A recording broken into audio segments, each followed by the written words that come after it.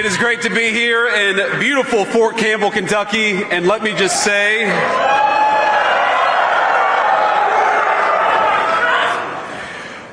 I want to say first, before we get started, on a somber note, we had, and some of you may have seen this on your phones or on social media, but apparently there was a shooting outside the White House just a couple of hours ago. And we're still learning everything. We still don't know the motive. There's a lot that we haven't yet figured out. But what we do know is that a couple of National Guardsmen were injured in the line of duty. And first of all, I want everybody who's a person of faith to say a prayer for those two National Guardsmen, that they're able to spend Thanksgiving with their families instead of losing their lives, because I understand they're still in pretty tough condition. But I think it's a somber reminder that soldiers, whether they're active duty, reserve, or National Guard, our soldiers are the sword and the shield of the United States of America. And as a person who goes into work every single day in that building and knows that there are a lot of people who wear the uniform of the United States Army, let me just say very personally, thank them for what they're doing. We're grateful to them, and we're praying that they're going to be safe and they're going to spend Thanksgiving with their families. God bless them. Now, I'm going to talk a little bit about the business of the Army and about what you're doing and about why it's important to the United States of America and why we are proud of you, every single one of our soldiers here in Fort Campbell and all across the world. We have got some incredible guests here to honor this moment, to honor you, to say thanks to so many of you for spending time away from your families here this day before Thanksgiving. And I want to give just a few shout outs to some of our special guests before we get started. First of all, to General Travis McIntosh and Command Sergeant Major Charles Walker, thank you guys for leading this incredible facility, and thank you for serving in the United States Army and making us proud. Where are you guys? Please stand up and be recognized. Thank you all.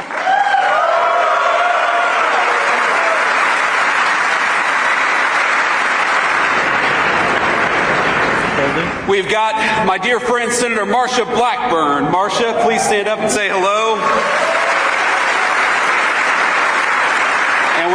And we also have Congressman Rose. Where is Congressman Rose? Please stand up. Thank you, Congressman. It's good to see you. Now, I've got to, of course, thank my dear friend Bob Ritchie. You better know him as Kid Rock. But I want to say to my staff, I gave them one instruction, and that's that I don't have to follow a literal rock star before I give a speech. And they screwed that up the day before Thanksgiving, so every single one of them are fired. But thank you to Bob Ritchie, Kid Rock, because he's not just a great musician, he's not just a great American, he is a person who loves the soldiers of the United States Army, and we are proud and grateful for Kid Rock for being here today. I want to take another few moments and just say thanks to Major Josh Wilcox, Master Sergeant Aaron Duhacek, Mr. Jim Parks, Major Rob Wright, and every single soldier who made it possible for me to come and visit. Now, I won't say that the weather is cooperating because it's windy as hell and it is cold, man. It is cold up here. My staff told me to wear a jacket, and I said, "Nah, I'll just be fine." And here I am, 2 minutes in, wishing that I had listened, because it is really freezing cold up here. But we're gonna have a little fun despite that, because we are here to celebrate not just the United States Army. We're here to celebrate each and every one of you. And I know we've got some units here at Fort Campbell, and I want to give a shout out to each of the great units. So if you are with the 101st Airborne Screaming Eagles, let me hear you a little bit. Where's the 101st Airborne?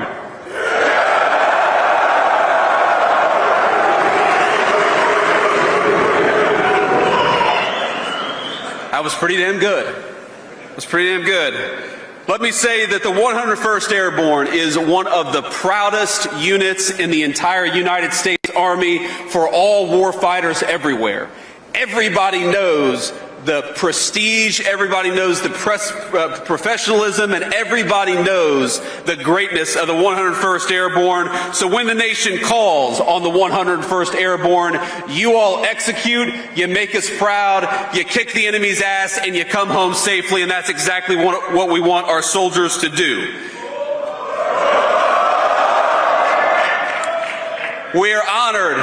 Somebody said, "I agree." Thank you. I appreciate that endorsement.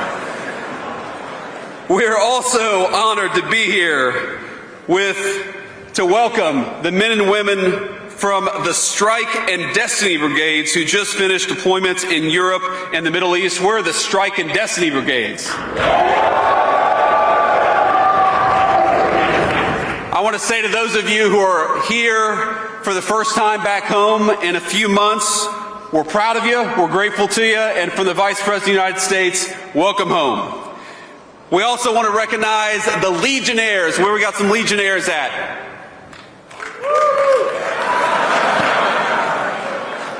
Like 5 or 6. We got some Legionnaires. How about the Night Stalkers of the 160th Special Operations Aviation Regiment? We got some Night Stalkers out here? A few? Like 3. They're all working right now.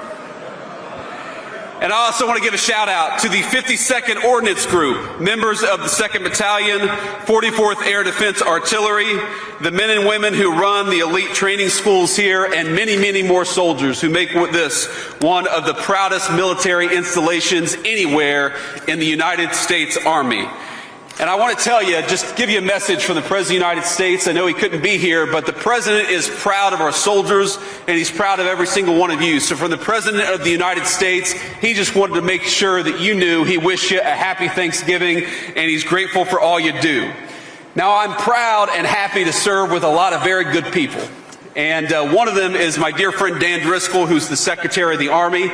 Dan is doing a great job. And I also want to give a shout out to our incredible Secretary of War, Pete Hegseth. I think he's doing an amazing job.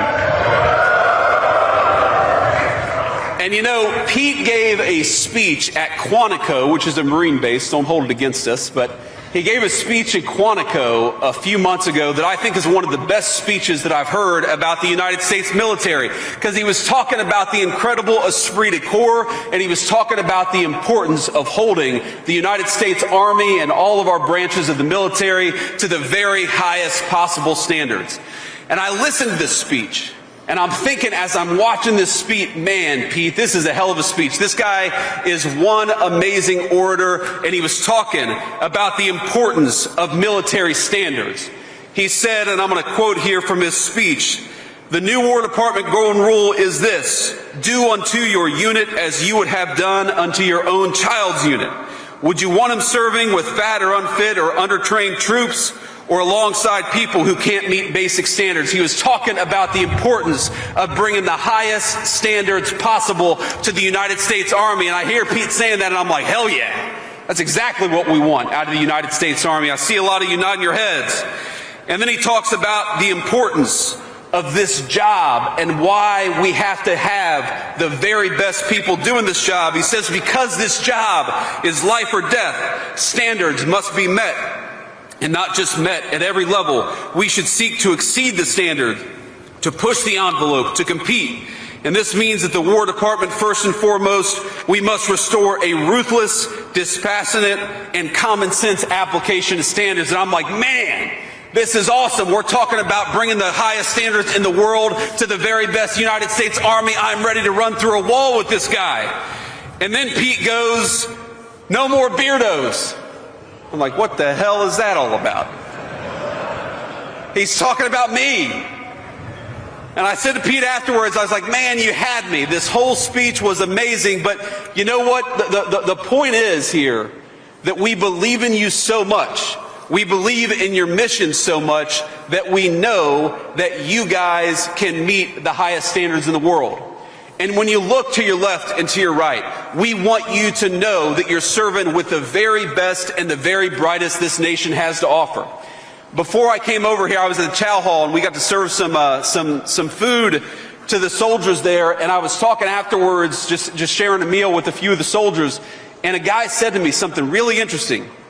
He said that 250 years ago, when the Army started, there was a Prussian military leader who came over and helped train the very first United States Army. Because, of course, back then, we didn't have very many military experts in our country. We were still in our infancy. And what he said was very fascinating. I think the guy's name, he said, was Von Steuben. Von Steuben said that it was only the Americans who just didn't need an order, but also needed to be told why they were doing what they were doing. And I thought that was a fascinating insight to the soldiers of 250 years ago and a fascinating insight to the soldiers of today. We don't just want people who mindlessly follow orders. We want people who think, because we know that the most powerful weapon in the United States arsenal, the most powerful weapon anywhere in the world, it's not a rifle, it's not a tank, it's not a helicopter or an airplane. The most dangerous and lethal weapon anywhere in the world is a United States soldier, and we're proud of you, and we're going to stand behind you every step of the way.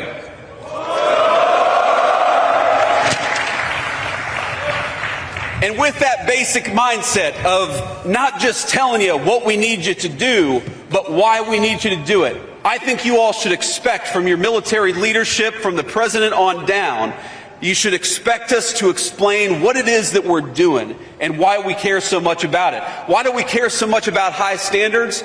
Not just because we think that standards got a little lax in the last administration. We care about high standards because if, God forbid, the President of the United States asks you to go to war, we want to make sure that the people that you're fighting with are the very best. We owe it to your moms and dads, your grandmas and grandpas, to only send the very best people off to foreign conflicts, and that is why we care so much about standards.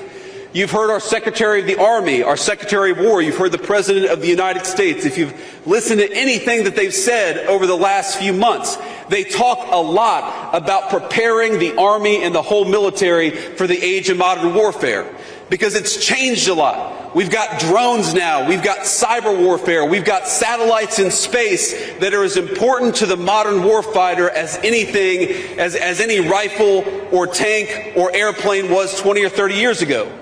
Now, yeah, of course, we still got a lot of tanks.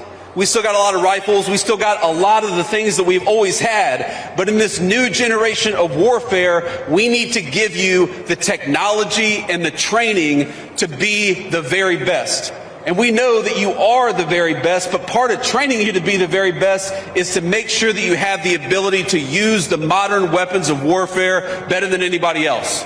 When we look at the battlefield of the future, when we look at the next war, God forbid, if we're called on to fight it, it is going to be, if anything, a war up here as much as any other conflict in the history of the world. If you look at what's going on in Russia or Ukraine, or you look at what's going on in some of our counterterrorism missions, or you look at what could happen in the future in the next military conflict, it's not going to be the war that we fought 20 years ago. It's going to be a much different war.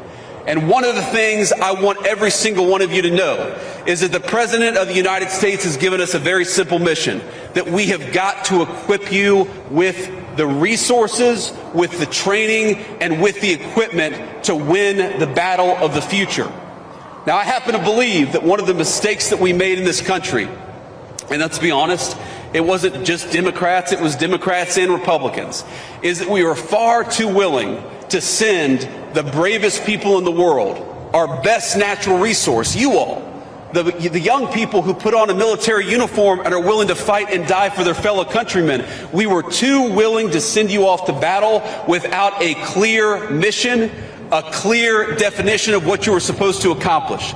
That was the mistake of Democrats and Republicans. It is the great stain on the political leadership of this country that we had the best troops in the world, and very often we went and sent you off to battle without a clear mission. And that is something this president and this administration is never going to do. If we ask you to go off and do something, if we ask our soldiers to risk their lives to defend their countries, what I promise you is that we're only going to do it with a clear mission and clear guidelines. And we're going to give you the tools necessary, we're going to give you the resources necessary, and we're going to empower you to do a very simple thing, which is kick the enemy's ass and come home safely. That's what the United States wants from its soldiers, and that's what the President of the United States asks of each and every one of you. It's not that hard. But that's what you should demand of your political leadership. Just as you follow orders of the President of the United States, this President stands by you. And if he asks you to do something hard, it's only going to be for a very good reason. You know, one of the things that I love about Thanksgiving, it's probably my favorite American holiday. If you think about all the holidays that we celebrate, Thanksgiving is the most uniquely American holiday. You know, Christmas, of course, the birth of Jesus, all of these other holidays, they're very important. And I love Christmas as much as anybody. I've got 3 little kids. But Christmas is a holiday that 1.8 billion Christians celebrate all over the world. Thanksgiving, what we celebrate tomorrow, that is a uniquely American thing. That's why, for example, we have, turkey. Think about turkey. Who really likes, be honest with yourselves, who really likes turkey? You're all full of shit. Everybody who raised your hands. I know. Think about it. And here's how I know that every single one of you who raised your hand is lying to me. How many times do you roast an 18-pound turkey just randomly? Just, a nice summer afternoon, we're going to go get an 18-pound turkey. Nobody does it because turkey doesn't actually taste that good. But on Thanksgiving, on the most American holiday, I got a fan over here. On the most American holiday, we're going to cook a turkey, by God, because that's what Americans do. We cook this gigantic American bird, and we do all kinds of crazy things to make it taste good. I talked to a soldier today, who she said she's going to deep fry a turkey, and I'm actually going to deep fry a turkey myself tomorrow. And look, here's the thing. If you've got to deep fry something to make it taste good, it probably isn't that good. That's a pretty good rule of thumb when it comes to food. Chicken is good all the time. Chicken is good when you deep fry it, but it's also good outside of it. But here's the thing about Thanksgiving. It is so American because at the heart of it is the spirit of gratitude. And I know that every single one of you has something tomorrow to be very thankful for and to be grateful for. And that's what I think, really separates. People ask me all the time for advice. And the only piece of advice I can ever give that I think is true for every single person in every circumstance is that the happiest people that I've ever met, the most successful people that I've ever met, they live their life with a spirit of gratitude. They recognize that they would not be there but for the grace of God and a lot of great people in their lives. And so if I may, as your vice president, that's the one piece of advice I want to give to you on this day before Thanksgiving is to live your life in the United States Army, to live your life everywhere with a spirit of gratitude, to recognize that you wouldn't be wearing that uniform were it not for somebody in your life who loved you and cared for you, that you wouldn't have this incredible opportunity to serve the United States. And yes, it's tough. And yes, it's a life of sacrifice, but I happen to believe that the life of service and sacrifice is the greatest blessing that we have in this room today. Because what an amazing country it is that takes people from all walks of life and makes them part of the same United States Army, the same short sword and shield for the American people, the same organization that for 250 years has kept us safe. So tomorrow, I'm thankful for a lot. I'm thankful for my beautiful wife and our 3 beautiful kids. I'm thankful to have the opportunity to serve as Vice President of the United States of America. I'm thankful for my family. I'm thankful to Almighty God for the incredible blessings that He's given this country and also He's given to me personally. But one of the things at the very top of the list that I'm thankful for is the United States Army and for the people in this room. Now, I know that a lot of you are going to spend tomorrow with your friends and families, but I also know that a lot of you are not going to have that opportunity. That you've got deployments you've got to prepare for, that you're stuck on this base, you're not able to travel home because you've got to prepare for the mission. And when I think about all the many blessings that are very, very present in my life, there is nothing that compares to being the Vice President of the United States at a time like this. Vice President of all of you, Vice President of the greatest fighting force that exists anywhere in the world, the United States Army.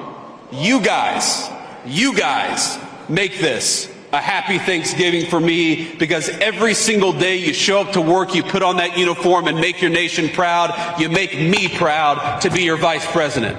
So happy Thanksgiving, soldiers. Keep on doing what you're doing, and never forget that the most deadly weapon anywhere in the world, it's not about technology, it's not about what you're holding in your hands, it's about what's up here. you are the most dangerous weapon anywhere in the world, and America is counting on it to keep us safe. Happy Thanksgiving, soldiers. Thank you for having me. God bless you.